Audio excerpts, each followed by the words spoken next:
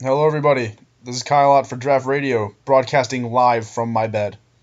Because that's the best place to do these sorts of things. In addition to playing Magic. That's what I love doing. We are bringing you a Draft Radio Crack a Pack. For those of you that are not familiar with the rules, all of these are Pack 1, Pick 1 picks. That's a lot of P's in one thing, but basically what it means is that this is not going to be a complete draft. We're opening up not 3 packs this time, but 4 packs this time. And we're just going to treat this as if it's the start of another draft, if it's the start of Dragons Fate Reforged. So we're going to go standard format, and them's the rules. Joining me for this lovely draft is my girlfriend. Hello, everybody. That's my girlfriend. Who is currently laying on top of me and making movement as weak as humanly possible. But that's okay. That doesn't sound weird at all. Thanks. No, you're welcome. Thanks, Bob. Back to you. That's why we keep her around. She is just starting to get into Magic as well, so she might offer some input. Otherwise, she might just sit here and look pretty. Not that any of you can see, but it helps me focus, so that's good. In any case, we got a pretty weak pack, actually. Our rare is Myth Realized. I'm not sure if you guys have played with the card or not, but I'm not particularly fond of it.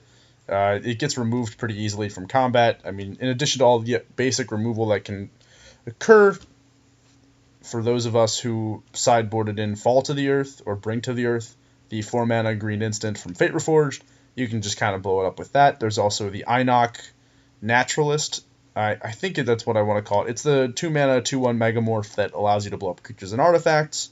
So, like, even the stuff that doesn't get pegged by artifact or enchantment removal, I mean, it also just takes a really, really, really long time to do to make it work. Granted, if you have a deck that has a lot of cheap non-creature spells, I'm sure Myth Realized could be pretty decent, but there are 2 cards in this pack that I'm looking at.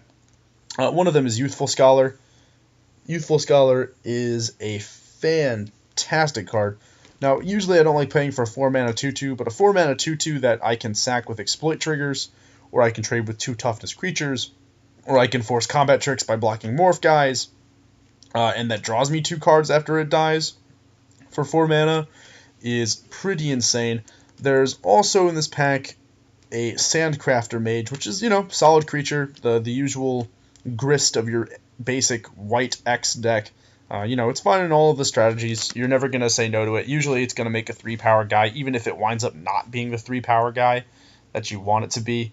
So, I mean, again, both fine picks. Usually I'm fond of taking the cheaper card, but I think here I'm taking Youthful Scholar simply on the basis that I think it does everything that I want it to do, and it goes pretty well in either the control-y decks, or even if I do wind up in a deck where Myth Realized becomes like a thing that I want to do, I can put Youthful Scholar in there at like the top end of my curve, and then he draws me into non-creature spells. Otherwise, there's really not much of worth here. So, Sandcrafter Mage or Youthful Scholar, but our pick is going to be Youthful Scholar. Battle Mastery is, as always, a steaming pile of crap. Surge of the Righteous is actually relevant sideboard, but again, Youthful Scholar, that's what we're going with. Ooh, an excellent pack now. Now we're getting more into the rares that I like opening. This is a Harbinger of the Hunt. Love, love, love me a Harbinger of the Hunt. As if a 5-mana 5/3 flyer was not enough in this set, the fact that it actually blows up everything around it for a reasonable amount of mana is excellent. Harbinger of the Hunt is definitely the snap pick here. Hard to say if we want anything else. There's also a Hardened Berserker as well. Hardened Berserker, by the way, folks, is a card that I'm liking more and more. I mean, it's not just non-creature spells that he makes cheaper, as I discovered in one of my games the other day. Made me really happy. I misread the card, and he's actually even better than I thought. 3-mana 3/2 is certainly nothing to sneeze at either. The stats are perfectly fine for the vanilla test.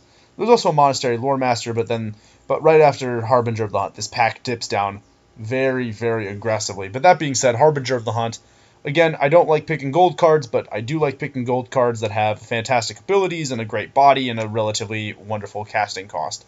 So, Harbinger of the Hunt it is. Oh my gosh, are we lucky or what? This is like the exact same pack. Is this the exact same pack? Oh my god, I think it is. I think we've broken probability, folks. This is the exact same pack of Dragons of Tarkir. Let's open another one. Ah, excellent. So there's an Tarkir. So we went from having the exact same pack to a complete bomb pack, which is absolutely wonderful. Of course, we will take Dragon Lord or Tarka here. Again, not a huge fan of taking gold cards, but when it's a gold card that's a 7-mana 8/8 with trample, then blows up any number of creatures and flies, and if you ever get the chance to bring it back from your graveyard or bounce it or exile it, if you want to get it like really deep with the concept, but you don't even have to. It literally is just a 7-mana 8/8 flyer that tramples and kills a whole board. Insane. Beyond that, though, the obvious snap first pick here, we should talk a little bit about the other stuff in this pack. This pack is incredibly deep, which is cool because it means that we get to delve into it a little more than we usually would. Skadooch. Delve jokes. Sorry, folks, for exploiting the opportunity. Skadooch. Alright, I swear, we'll stop. Please. In any case. And the peanut gallery, everybody. In any case, we've got a Youthful Scholar, a Dromaka's Gift, an Epic Confrontation, Twin Bolt, Palace Familiar, Sprinting Warbrute. Yeah, this pack is insane. Dromaka's Gift is a great card. It does a lot. I usually don't like the whole bolster mechanic thing, but putting 4+1/+1 counters on any creature anywhere at instant speed, even if it is at 5 mana, is still a pretty big gain there. Sprinting Warbrute is a card that I have talked about my love for on many an occasion. I love Sprinting Warbrute. It's the kind of card that just requires you to not have a plan. You can just basically dash that guy in every single turn and you'll profit. Twin Bolt is another good card, cheap removal. Palace Familiar, cheap card, good blocker, nice with exploit. And of course, the same arguments apply for Youthful Scholar. That being said, if Dragon Lord Atarka was not here, I think the pick for us would be between the Twin Bolt and the Epic Confrontation. I like Epic Confrontation just a little bit more. I know it's a little more conditional than Twin Bolt, but being able to kill a guy and then be ahead on board and then get in for an extra point of damage is actually pretty nice. It goes along nicely with some other stuff. I also think that green is a deeper color than red. I think red overall is stronger if you can get the right cards for it, but I think that green is a little bit deeper. So if Atarka was not in this pack, because we are very clearly taking the gigantic beat stick, we would most certainly take the Epic Confrontation. And now, the final drum roll, please. It's time for our last pack. And again, folks, I haven't seen these. This is all pack one, pick one nonsense, and that's what I love doing. Another relatively deep pack to make up for the first two, which did not seem to do very much for us. We have a Crater Elemental, a Scale Guard Sentinels, and a Tail Slash. There's also a Coat with Venom, but I think that actually dips relatively below both Crater Elemental and Tail Slash. Crater Elemental is definitely the card that we want to take here. You can play Crater Elemental in almost any kind of deck that you want to. If you are trying to go red, black, green, if you want to go Jund with the mana fixing, it works great for the toughness-based deck. If you want to start trying to throw out Grim contests. If you're in an aggressive deck, then you know what? It's just a really slow removal spell. You can just treat it as a 4-mana sorcery. Blow up whatever blocker happens to be irking you. If you're in a more control-y red-black deck where you've got some of the, where you want to set up some good exploit cards with like Faltress Aven and like Dragon Fodder, or if you've got a lot of like the Soaring Warkite, I want to say it's the 6-mana 4/4 Rakdos colored dragon that brings back your low drop stuff. You can just grab this as well. So Crater Elemental is going to be our pick. I mean, it just slots into any strategy perfectly well. And it blows stuff up, blocks very, very well. Oh, and on top of that, if you actually get more than 8 powers worth of guys, you can straight up just make this thing into an 8/6 threat and just watch as it blows up your opponent's game plan. Beyond that, I would probably take Tail Slash. It's hard to say no to removal.